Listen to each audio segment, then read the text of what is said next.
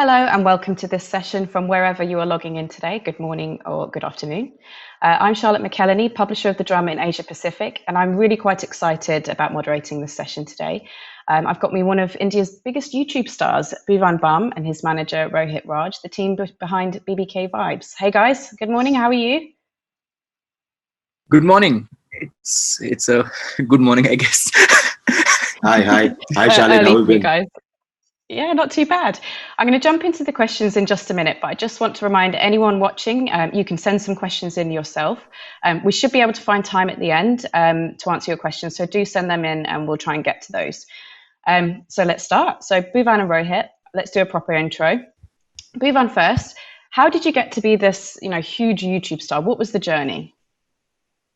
I think I never planned to be a YouTube star. I never knew that I could reach out to so many people via YouTube. I always thought that I had to, in order to make it big or in order to showcase my talent, I had to stand in a long queue and I had to give auditions for things. But I think internet has changed it over the course of I guess 5-6 years, and now anybody with a tad bit of talent and a good internet connection and a creative mind can actually tell people what they feel. Absolutely. And Rohit, how did you come to work with Bhuvan? And how do you work together now? What's your relationship? I think about 5 years back when Bhuvan started, everybody in New Delhi, which is our capital, right, was going all gaga about Bhuvan Bam. And I used to manage a lot of college events and college festivals down here. And one day somebody asked me if we could get Bhuvan Bam to do a performance at their college, right? That was the first time when I called him and we met and we spoke and we did a show together. And then I think post that we spent about 6 months just traveling, understanding each other's work, creativity, how we do our deals, how do we deal with business. And I think since then it's been a roller coaster ride, and it's been a never-ending relationship which we've been having. So you help with all the business matters. Take care of that. And how have your roles kind of evolved over the last few months? It's obviously been a huge time of change for absolutely everyone. So I'm interested to know how's that impacted, what both of you do. I think none of us no one in this world had anticipated what we were going to go through. And similarly, we were working on a few projects and they've all come to a halt. But the best thing we can do right now is to act sane and to just keep our calmness. And my job is to create, and his job is to put it out in front of people and brands. So I think we are managing it kind of okay. Yeah, I think In that I sense, it strongly hasn't changed, believe right? that this phase is something which not at least 90% of us weren't really aware of that this situation could really happen, right? Where we all will be stuck in our homes and will be asked to stay at home, and the way we could save everybody else's life was by staying at home. Only after 3 months, I think we could digest and realize the fact, okay, now this is the new normal. This is what we're all going through. Uh, and whoever survives this, right, whoever survives this right exactly, will be a warrior, right, will be a winner towards the end. So I think last 6 months has already changed our perception towards entertainment, towards awareness, towards creating different IPs, creating a brand around BBQ Wines, which is more sustainable, considering we are on a platform which is digital and which was the least impacted versus the other industries which were running pre-COVID, right? So we just wanted to strengthen it as much as possible. Yeah, absolutely. You were kind of in the right place, with everyone at home. I'm sure your content was probably a relief for some people looking to do something when they can't see their friends, right? And to that question, how have fans kind of changed their engagement with you? Have you seen more engagement, less engagement? Have they wanted different content? What's the feedback that you've had? I guess when we all started, it started like a vacation for everyone, the creators and the viewers. But eventually, when we when we passed like 30 days of lockdown and 30 days of everyone staying at home, um, we as creators realized that people are looking for entertainment more than they usually were expecting to be. um, I get so many messages that this is the lockdown period and we expect you to churn out more videos, more episodes, and but they don't understand that we are on the same boat. um, to be to be able to deliver a good episode, for example, one needs to go out, step out of the house, meet with people, engage with people, and observe things. I guess that's something that people were expecting us to do. And apart from that, I don't know, the engagement has kind of doubled from the regular days, because we are all the time on Instagram, we're all the time on Twitter, we're talking to people, and we're all going insane together. There's something quite kind of nice about, being able to go through it together. And have you learned anything from doing more on the other channels? YouTube was your home, and that's where you've grown up. How does it differ, kind of doing more on Instagram or Twitter? I think what Bhuvan does on YouTube is very exclusive. So since he started about 5.5 years back, and he considers his YouTube channel as his mecca. So whatever you see in this past 1500 days, 1600 days, he's only made about 160 videos. So he's been very exclusive with the kind of content that he puts out on his YouTube. But in this COVID times, I believe he's gotten a lot of liberty to put out those 1.5 minute, 2 minute videos on Instagram, create something, which is funny, which has a jab in it, and entertains people for a short while. More than that, Bhuvan has some news for you. He's been working on some IPs in this COVID period, right? And these are formats which we haven't really experienced before, which we haven't really dwelled with in the past. And I think this was a good time to do our homework. This was a good time to do all those things that we could do over a laptop. And then hopefully soon, when things are right, we'd be able to go on floor and create long format content for different platforms and for the audiences which are available globally. That's interesting. So you've kind of used this time, even if you can't film to the same kind of quality, to kind of think about new content. I love that. And that actually leads into my next question, which is kind of what positives can you draw from the past few months? Is it that you've had more time to kind of plan and create? What positives can you draw? There has been, I'm speaking for myself, I don't know about Rohit, but I've got a lot of time to think about what is life. So it's not like, it was not something which I had thought that I'll sit and think about, but due to the COVID situation, we had a lot of time to think that that the mental health comes first. It's important than anything in this world, and we've all gone crazy, and we can see it on Twitter. Everyone's fighting with each other, and the only sane thing we have right now is I don't know what is it exactly, but I'm thankful that we are some of those people who have at least a house to live in. We have food to eat, we have water in our refrigerator. People outside our house, I don't think most of them are having a good time. And the only thing I've learned that we need to be compassionate about the people who are lesser privileged, and they are going through much worse in this difficult time. And only a bit of empathy can get us all getting out of this situation together. Absolutely. I love that thought of empathy. Actually, that comes up quite a lot in conversations I'm having at the moment. And actually, the mental health topic is interesting because you also before mentioned the kind of pressure to keep creating throughout this. So, as someone who's in the public eye in that sense, you've probably got to balance your own mental health with this sort of pressure to create. How much does actually your relationship with each other help with that? In sort of keeping that perspective, making sure you're not overworking.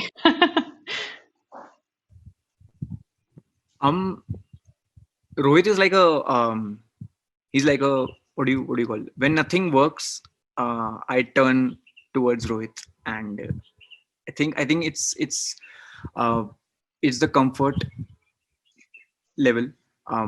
We both can Yeah. talk to each other about anything.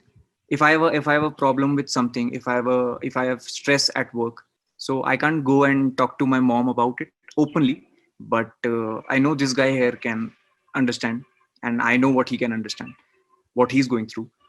So I think it's like a mutual. We both are mutual bouncing boards, and we keep That's true. bouncing. Yeah, and I think we've Yeah. never, like, our relationship has never been a very business centric or transactional sort of a relationship. It's been more about how we could be facilitators of our expertise to each other, right? And make each other's life easy. There have been times where I've made his life hell in the past 6 months. There have been times that he's made my life a bit of a, he's given me Hell. some trouble in in this time. But I believe I believe everybody should have somebody who can be their confidant and can be a good listener. I believe, I think what has been a big positive in the world is that in the last 6 to 7 months, people have grown a lot of empathy. They've started looking at things from a positive POV, which really helps everybody around, right? Where one day Bhuvan calls me in the middle of the night and he says, Rohit, I've been watching the television, I've been watching the news, I've been seeing the people who are still working. This is the third phase of lockdown in our country, right? And we could see people crossing cities, people crossing states on barefoot, right? There were so many people who weren't getting food. One random night, he calls me and he says that I want to do something for people who nobody is speaking about, right? People who would be your security guards, people who would be your housekeeping folks, people who would be providing you groceries every day. And I said that's a brilliant idea, and I think we took about 3 days to spin it around. And Bhuvan did a great CSR piece on his YouTube channel talking to transgender community. One of the biggest hit community in our country is the transgenders community, right? Because they're lesser accepted, so they have very less means of making money in their daily livelihood. And I think after that 8 hours of shoot and his conversation with all these people who were from different walks of life, there was a farmer, there was a milkman, there was a security guard, there was this housekeeping guy, there was an electrician, there were a set of transgenders who chatted with us. And after that video, we asked everybody to just watch the video so that we could make some money out of the ads that were running, and we could donate the entire fund, and of course, like, top it up with something that we've made and donate it to the people who actually need it in today's day and age. I think this kind of a confidence where he could pick up the phone at 3 a.m. and call me, and we could create a concept and turn it around in 3 days. I think that's the kind of team that any creator or anybody would look at, like even a manager would look at for a concept like this to come at 3 a.m. at night is a brilliant idea, right? And of course, it has its pluses as well, which is, of course, that he's doing it from his heart. But for him to think something like this is bigger than anything else. Absolutely. I love there's two things there. It's like the partnership that you've kind of been using to keep each other kind of sane and keep things ticking over. But then there's also the fact that you've kind of used that to do good for a much wider community. I think that's really inspiring. My next question is, with the gift of hindsight, is there one thing that you would have done differently? That's quite a tough one. So we've been working on a project, and we had started shooting with all this excitement, and 6 days later there was a nationwide lockdown announced, and we still have 37 days of shoot left. So we're not in the middle, we have just begun. And I think if we had started a month ago, we could have released it right now.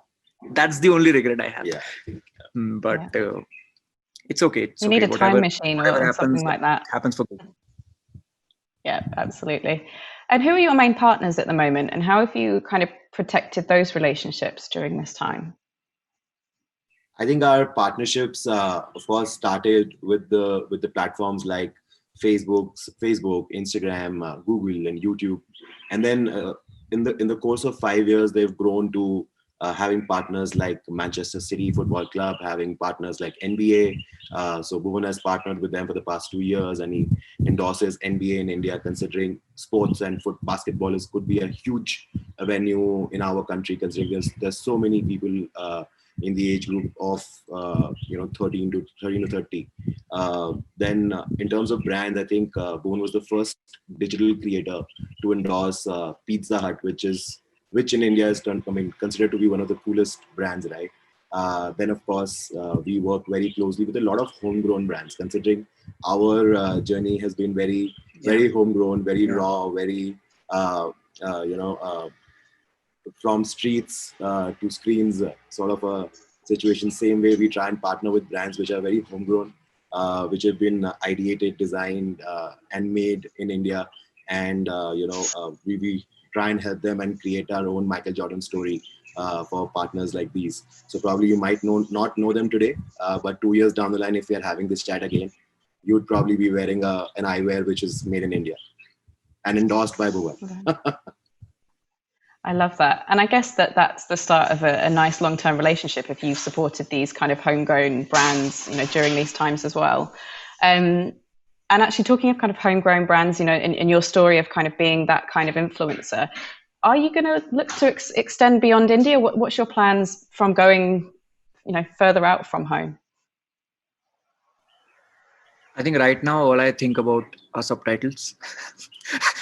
the only I guess we are a population of a billion plus, and having almost 20 million subscribers out of a billion is nothing.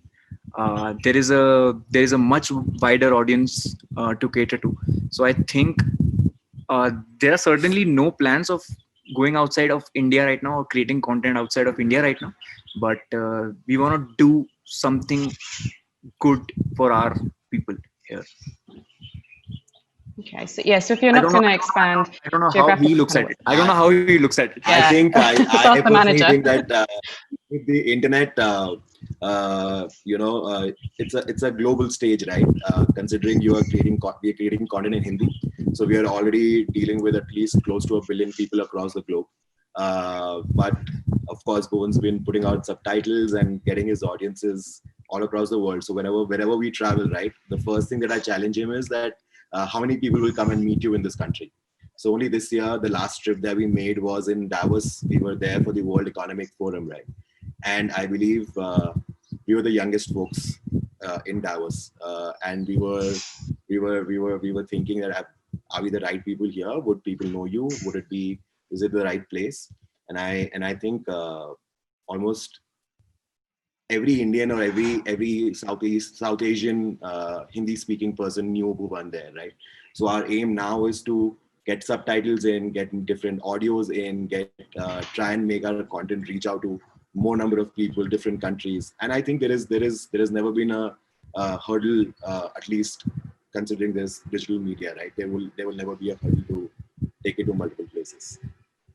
Yeah, absolutely. And everyone's so used to reading from subtitles now, right? I think kind of reading text with that video has become just such a normal experience of using the internet that, the sky could be the limit.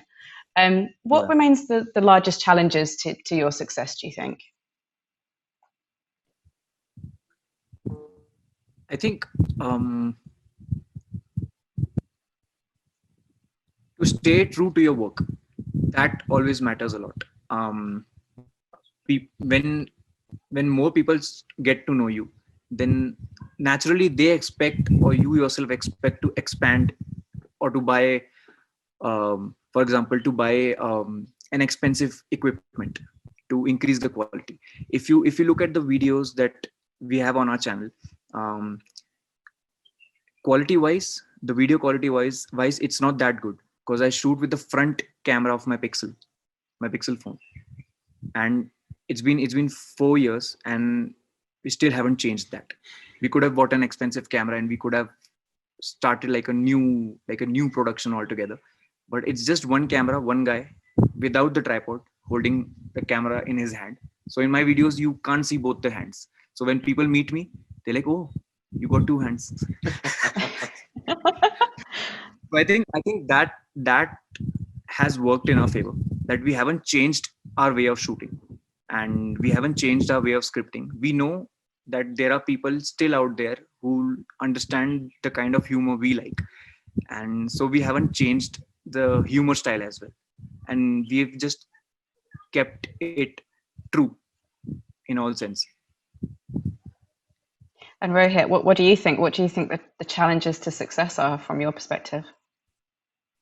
I'd say one challenge which every creator across the globe should take it up to themselves and follow it as a thumb rule is that you got to do your due diligence, right? They need to be sure of what they're creating. They need to be sure of what they're putting in their final product. They need to be super sure of what they are saying, because considering when you're putting that video out, it's out there, it's on the internet, you delete it, it'll be somewhere else, right? And it is going to stay there for a lifetime. So my only request to take this up as a challenge for every creator out there is that please do some sort of due diligence, some sort of self-check, or be a little self-aware about what you are talking about and what you are creating or what you are writing, or what footage are you using to showcase your talent. I think that is a big struggle which not a lot of people are following. Yeah, absolutely. I'm keen to get your prediction into what the rest of 2020 and 21 looks like. After that, I'm going to just see if we've had any questions. But I'd love for you to gaze into your crystal ball. What does the rest of this year and next year look like? Bhuvan, what's your thoughts? I think the only difference between 2020 and 2021 is that last calendar page flip. Nothing else changes. It's just the calendar that changes. I don't know how long this is going to go for, but the only positive I think which will come out of this is people are gonna empathize more. They're gonna respect the nature more. I guess humans are maybe suffering because of this, but it's such a relief for the nature. Like the city which we live in, New Delhi, the capital, it's so polluted. It's so polluted. The skies are polluted, but now I can see stars, and it's like a good sign. So I think nature is kind of restarting, and I'm hoping that humans, when we get back to normal, or we start getting back to normal, humans are a bit more compassionate towards each other, and there are lesser fights than what are happening on Twitter. Yeah, I like that. Think about the world rather than that kind of online world a bit. And Rohit, what's your thoughts on that in terms of your predictions? I think it's more or less the same. It's just a flip of the calendar year, and we'd just be more accustomed to staying at home. We'd just be more accustomed to practicing social distancing. We'd be more accustomed to do more meetings on Zoom, right? But things will probably change towards the year end. I'm just being very hopeful here, but you never know. You never know.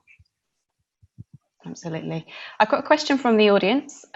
What has your experience been in translating the emotion and cultural nuances of your work? I think what we do at BBK Vines is it's character centric. I play 19 characters of my own, and I try to showcase a middle class family, because a middle class family has its own problems, and there is a son who's getting grilled between his mom and dad. He has weird kind of friends. He has a weird uncle, and all the people. So the aim is to cater to each and every middle class household in India. So that, because we share so many common problems, and we share so many common celebrations. So I think